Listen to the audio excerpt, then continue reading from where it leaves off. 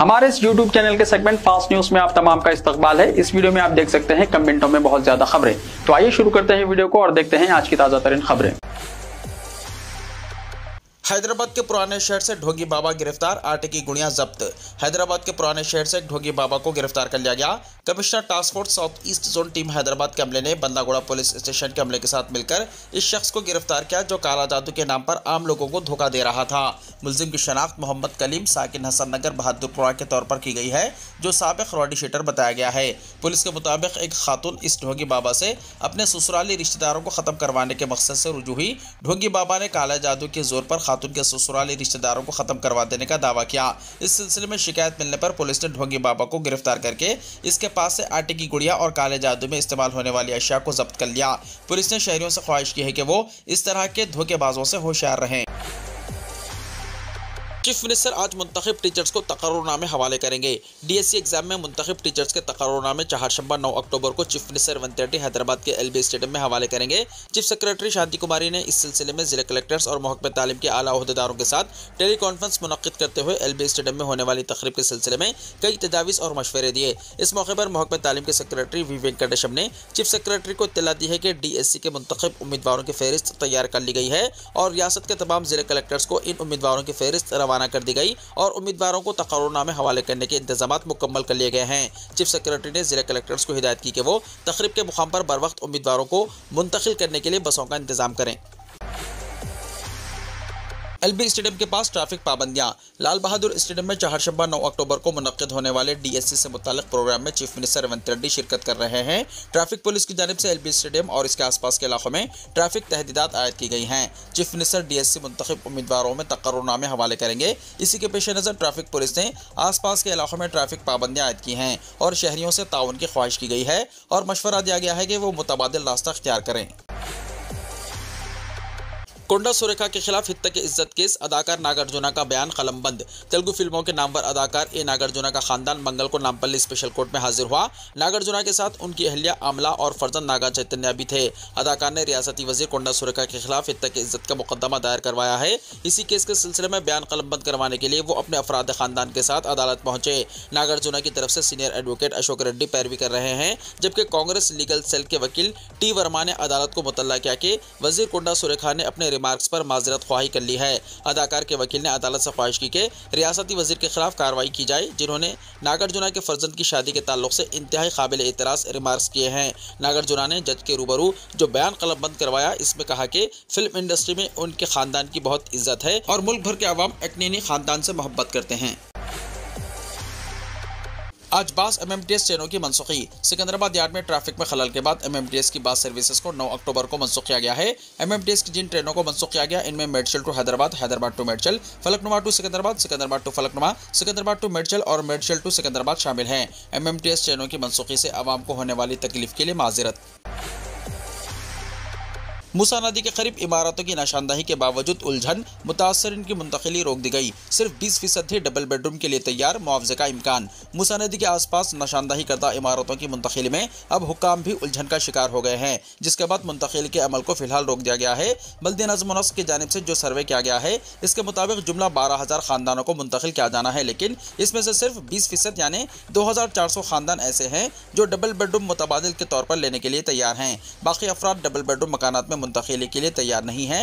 हुकूमत की जानिब से जो सर्वे किया गया है, इसमें यह इंकशाफ हुआ है कि मूसा नदी के पिछते में 2,166 मकानात हैं, जिसमें हवा मंजिला मकानात 288 हैं। इसी तरह नदी के दोनों जानिब 50 मीटर के बफर जोन के अंदर 7,851 मकानात की निशानदही की गई है, जिनमें से 1,032 बड़ी तामीरात हैं। बाकी इलाकों में 3,004 गैर कानूनी तामीरात की भी निशानदही की गई है। जुमला 2,500 से जायद हमा मंजिला इमारतें भी हैं, जिनके मालिकान सिर्फ डबल बेडरूम पर इक्तफा नहीं करेंगे, इसलिए इनको मुआवजा देने का इम्कान है। हुक्काम नदी के पिछते में जो लोग हैं, इनको डबल बेडरूम में मुंतकिल करना चाहते हैं, लेकिन शहर से दूर ये लोग मुंतकिल नहीं होना चाहते। जो लोग मुंतकिली के लिए तैयार हैं, उनका मुतालबा है कि जिस तरह मलकपेट में बाज़ अफराद को मुंतकिल किया गया है, इसी तरह करीब के इलाकों में इन्हें मकानात फराहम किए जाएँ। ट्रैफिक कवायद की खिलाफ वर्जी पर 8000 लाइसेंस मनसूख। वज़ीर ट्रांसपोर्ट पूनम प्रभाकर ने ट्रैफिक कवायद की खिलाफ वर्जी करने वाले गाड़ी रानों के लाइसेंस मनसूख कर देने का इंतबाह दिया है। ऐसे अफराद के नाम पर मुस्तकबिल में गाड़ियों के रजिस्ट्रेशन की भी इजाज़त नहीं दी जाएगी। उन्होंने कहा कि अब तक ट्रैफिक के कवायद की खिलाफ वर्जी करने वाले 8000 अफराद के लाइसेंस को मनसूख कर दिया गया है। उन्होंने कहा कि मरकजी हुकूमत के ज़ेर निगरानी चलने वाले सारथी वाहन पोर्टल में तेलंगाना रियासत भी शामिल हो रही है। मीडिया से बात करते हुए वज़ीर ट्रांसपोर्ट ने कहा कि रियासत में सड़क हादसात के तदारुकी इक़दामात किए जा रहे हैं। इसके लिए एक्सीडेंट जोन की निशानदही की गई और वहां साइन बोर्ड्स लगाते हुए गाड़ी रानों को चौकस किया जा रहा है। स्कूलों में रोड सेफ्टी से मुताल्लिक़ तलबा में शऊर बेदारी मुहिम चलाई जा रही है। तेलंगाना में 15 साल पुरानी गाड़ियों को खत्म करने नए स्क्रैप पॉलिसी का ऐलान। तेलंगाना हुकूमत ने पुरानी गाड़ियों के इस्तेमाल को बतदरीज खत्म करने की हिम्मत अफजाई के मकसद के तहत व्हीकल फ्लैट मॉडर्नाइजेशन पॉलिसी यानी VFMP पर अमलावरी का ऐलान किया है। एक सरकारी बयान में कहा गया है कि VFMP को वज़ा करने का मकसद एक ऐसे सिस्टम की तैयारी है जहाँ सड़कों पर सिर्फ फिट और महफूज गाड़ियाँ ही चलाई जाएँ, जिससे न सिर्फ रोड सेफ्टी होगी बल्कि माहौलियात का तहफ़्फ़ुज़ भी होगा।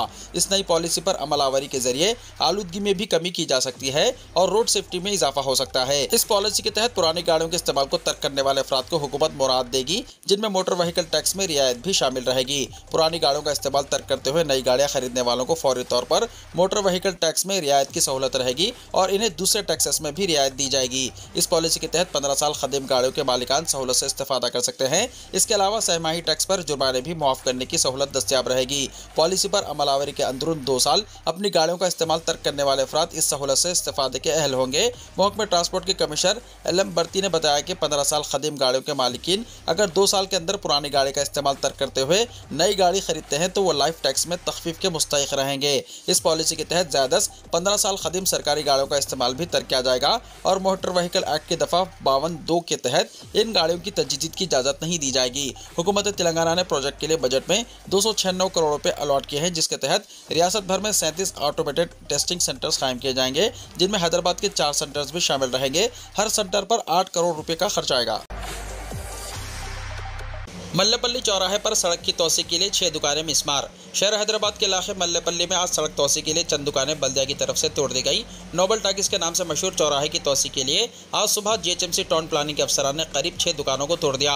ये इक़दाम इलाके में ट्रैफिक की आसानी से रवानी के लिए किया गया और भीड़ भाड़ को कम किया जा सके। बल्दिया अफसरान का कहना है कि दुकान के मालिकान को मिसमारी के बारे में पहले से आगाह किया गया था। टैंक बंड पर कल शाम बदकम्मा तकारीब। चीफ सेक्रेटरी शांति कुमारी ने बदकम्मा त्यौहार तकारीब पर आज सेक्रेटेरिएट में आला सतही इजलास मुनक्किद किया। उन्होंने ओहदेदारों को बताया कि टैंक बंड पर 10 अक्टूबर को बड़े पैमाने पर बदकम्मा तकारीब का इनेकाद अमल में आ रहा है, जिसके लिए तमाम महकमेजात को वसीतर इंतजाम करने चाहिए। शांति कुमारी ने पुलिस और दीगर सरकारी महकमेजात के ओहदेदारों को हिदायत दी कि वो बेहतर तालमेल के जरिए इंतजाम अंजाम दें। चीफ सेक्रेटरी ने कहा कि 10 अक्टूबर को सहपहर 4 बजे सेक्रेटेरिएट के रूबरू वाक़ यादगार शहीदान तेलंगाना से खवातीन के बदकम्मा के साथ जुलूस का आगाज़ होगा, जो टैंक बंड पहुंचकर तकारीब में तब्दील हो जाएगा। बड़ी तादाद में फनकार इस प्रोग्राम में हिस्सा लेंगे। उन्होंने बुद्धा पूर्णिमा संजीवा पार्क में खुसूसी आतिशबाजी के मुजाहरे और लेजर शो के निकात से वाकिफ कराया। चीफ सेक्रेटरी के मुताबिक बदकम्मा विसर्जन के लिए हैदराबाद में 150 मसनवी पॉन्ड्स कायम किए गए हैं। हैदराबाद के तमाम अहम सरकारी दफातर को रोशनियों से सजाया जाएगा। उन्होंने कहा कि शहर के मुख्तलिफ इलाकों में खवातीन इस प्रोग्राम में शिरकत करेंगी। शाम 5:30 बजे से 7:30 बजे तकारीब के मौके पर अतराफ के इलाकों में ट्रैफिक का रुख मोड़ दिया जाएगा। चीफ सेक्रेटरी ने ट्रैफिक जाम की सूरत हाल से निपटने के लिए ओहदेदारों को हिदायत दी। इलेक्ट्रिसिटी डिपार्टमेंट में तकर्रुरात के लिए अनकरीब नोटिफिकेशन, भट्टी विक्रमार्का ने कहा। डिप्टी चीफ मिनिस्टर भट्टी विक्रमार्का ने कहा कि महकमे बरक़ी में बड़े पैमाने पर तकर्रुरात के लिए अनकरीब नोटिफिकेशन जारी किया जाएगा।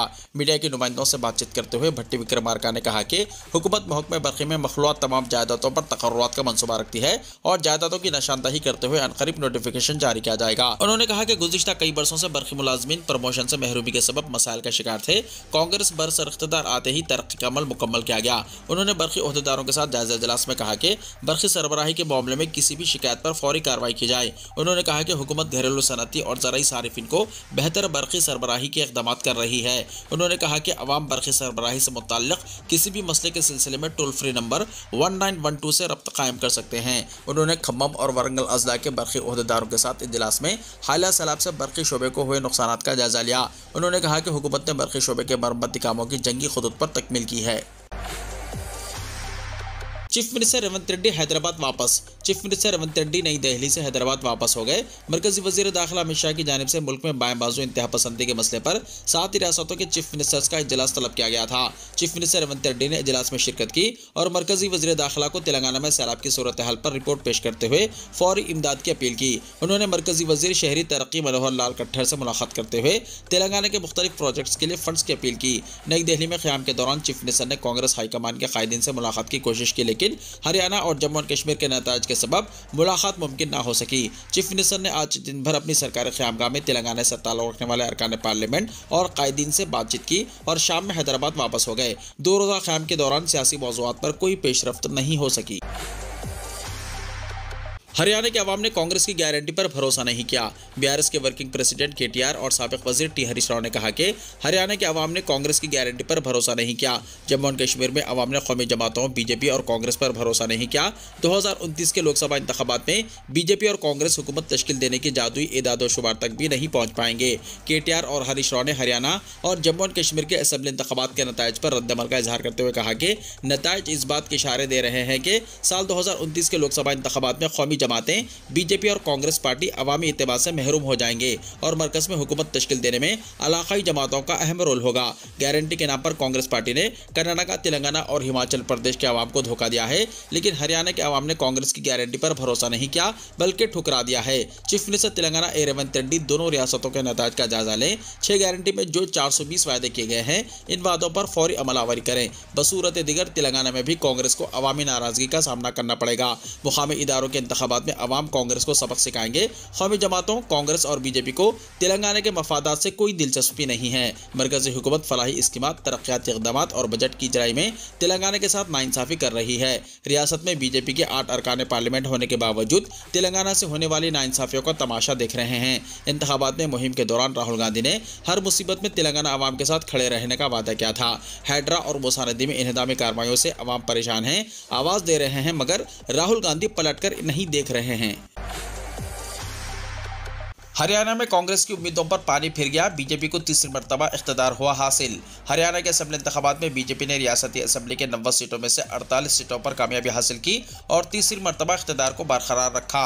इसी तरह तमाम दावों और एग्जिट पोल रिपोर्ट के बावजूद कांग्रेस इख्तिदार तक नहीं पहुंच पाई है, जिससे कांग्रेस की उम्मीदों पर पानी फिर गया।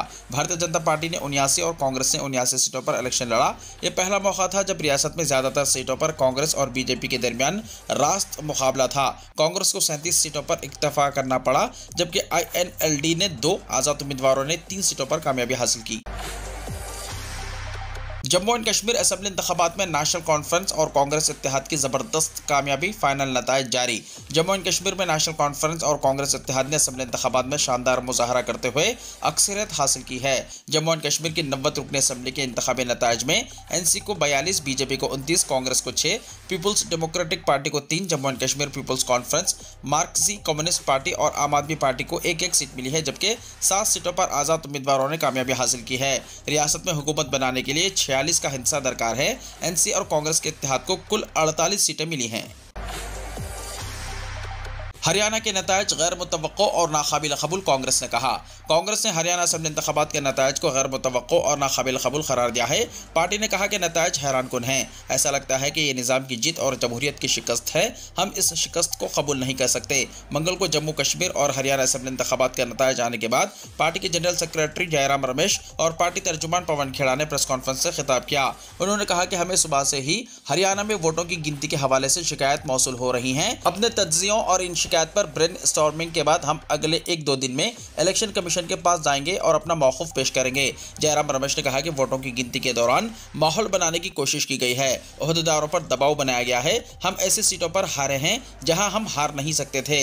ये नतीजा ज़मीनी हकीकत से मुख्तलिफ सूरत हाल पेश करता है। ये शफ़ाफ इंतखाबी अमल की शिकस्त है। हमें लगता है कि 12 से 14 सीटों पर बेज़ाब्तियाँ हुई हैं, ये ज़्यादा भी हो सकता है। तर्जुमान पवन खेड़ा ने कहा कि हमें हिसार, महेंद्रगढ़ और पानीपत अजला से कांग्रेस कारकुनों की शिकायत मौसूल हुई हैं। वो कहते हैं कि जिन EVM में 90% से ज़्यादा बैटरी थी, इनमें बीजेपी जीत रही है और जिनमें 60 से 70% बैटरी थी, कांग्रेस जीत रही है। ये सूरत हाल सवालात को जन्म देती है। हम कोई कसर नहीं छोड़ेंगे। हरियाणा में शानदार जीत के बाद वज़ीर-ए-आज़म मोदी का पहला बयान। वज़ीर-ए-आज़म नरेंद्र मोदी ने हरियाणा में भारतीय जनता पार्टी को वाज़ेह अक्सरियत देने के लिए अवाम का तहे दिल से शुक्रिया अदा किया है। वज़ीर-ए-आज़म मोदी ने कहा है कि मैं एक बार फिर भारतीय जनता पार्टी को वाज़ेह अक्सरियत देने के लिए हरियाणा के लोगों को सलाम करता हूं। ये तरक्की और गुड गवर्नेंस की सियासत की जीत है। मैं यहाँ के लोगों को यकीन दिलाता हूँ कि हम उनकी उमंगों को पूरा करने में कोई कसर नहीं छोड़ेंगे।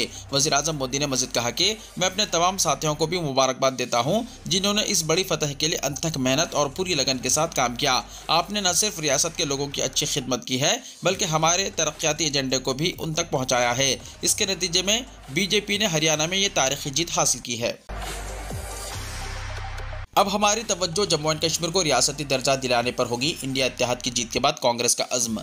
जम्मू एंड कश्मीर असेंबली इंतखाब में नेशनल कॉन्फ्रेंस और कांग्रेस के इत्तेहाद को ज़बरदस्त कामयाबी हासिल हुई है। आज दिल्ली में वाक़ कांग्रेस हेडक्वार्टर में एक प्रेस कॉन्फ्रेंस के दौरान party general secretary Jairam Ramesh ने कहा कि जम्मू एंड कश्मीर की आवाम ने कांग्रेस और नेशनल कॉन्फ्रेंस के इत्तेहाद को वाज़ेह अक्सरियत दी है। यहाँ हुकूमत बनाने के बाद हमारी पूरी तरजीह ये होगी कि मरकज़ के ज़ेर इंतज़ाम इस खित्ते को रियासत का दर्जा मिले। कांग्रेस सदर मल्लिकार्जुन खड़गे ने जम्मू एंड कश्मीर में मिली कामयाबी पर वोटर्स का खास तौर से शुक्रिया अदा किया है और अज़्म जाहिर किया है कि इंडिया इत्तेहाद की हुकूमत आवाम की उम्मीदों पर हर तरह से खरा उतरेगी। खड़गे ने एक सोशल मीडिया पोस्ट में लिखा है कि जम्मू एंड कश्मीर के लोगों को कांग्रेस पार्टी और नेशनल कॉन्फ्रेंस इत्तेहाद को खिदमत का मौका देने के लिए दिल की गहराइयों से शुक्रिया। नेशनल कॉन्फ्रेंस के सदर फारूक अब्दुल्ला जी और नायब सदर और इत्तेहादी हुकूमत के मुखिया उमर अब्दुल्ला को शानदार जीत के लिए मुबारकबाद। जम्मू एंड कश्मीर के नए चीफ मिनिस्टर उमर अब्दुल्ला होंगे। जम्मू एंड कश्मीर के नए चीफ मिनिस्टर उमर अब्दुल्ला होंगे। इस बात का ऐलान नेशनल कॉन्फ्रेंस के सरबरा फारूक अब्दुल्ला ने किया। वादी में नेशनल कॉन्फ्रेंस ने कांग्रेस के साथ इत्तेहाद करते हुए इंतखाबात में हिस्सा लिया था और नेशनल कॉन्फ्रेंस सबसे बड़ी पार्टी बनकर उभरी है। इंतखाबी रुझानात के बाद पार्टी के अरकान और कायदीन की जानिब से जश्न मनाने का सिलसिला शुरू हो गया। इस दौरान फारूक अब्दुल्ला ने मीडिया से बात करते हुए हक़ राय दही में हिस्सा लेने वाले तमाम अफराद से इजहार तशक्कुर किया। खातून पहलवान विनेश फोगाट ने बीजेपी उम्मीदवार को शिकस्त देकर जोलाना की सीट जीत ली। हरियाणा में खातून पहलवान और कांग्रेस उम्मीदवार विनेश फोगाट ने कामयाबी हासिल कर ली है। उन्होंने जोलाना हल्के असेंबली से कामयाबी दर्ज करवाई। उन्होंने सख्त मुकाबले में बीजेपी उम्मीदवार योगेश कुमार बैरागी को 6140 वोटों से शिकस्त दी है।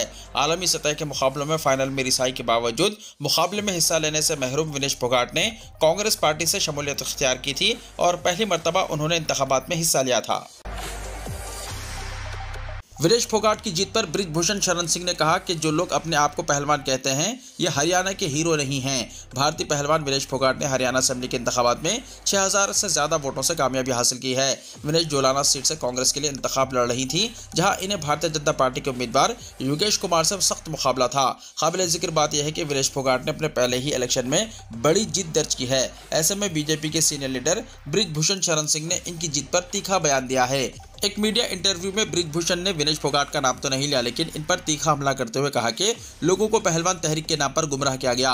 ये जो पहलवान जीते हैं वो हीरो नहीं विलन हैं। वो जीत गई लेकिन कांग्रेस बुरी तरह से हार गई। वो कुश्ती के मैट पर भी बेईमानी करके जीत जाती थी, अब इंतखाबी मैदान में भी जीत गई। बृजभूषण सिंह यही नहीं रुके क्योंकि उन्होंने सख्त अल्फाज इस्तेमाल किए और कहा जो लोग अपने आप को पहलवान कहते हैं ये हरियाणा के हीरो नहीं है, ये अब नौजवान पहलवानों के लिए किसी दुश्मन की तरह बन गए हैं। वो यानी विनेश फोगाट अगर मेरा नाम इस्तेमाल करके जीत गई हैं, इसका मतलब वो शख्स मैं हूं जिसने इन्हें जीत में मदद की।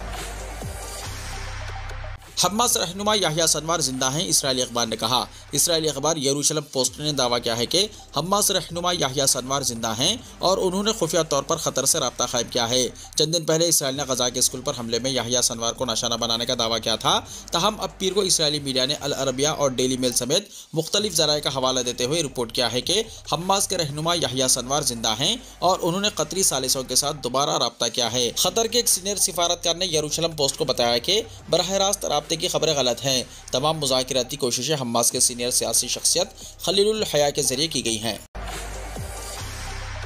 वीडियो को लाइक शेयर कीजिए और हमारे इस YouTube चैनल को सब्सक्राइब करते हुए इसके बेल आइकॉन को भी प्रेस कर लीजिए ताकि ऐसी ही ताज़ा तरीन खबरें आइंदा भी आपको मिलती रहें।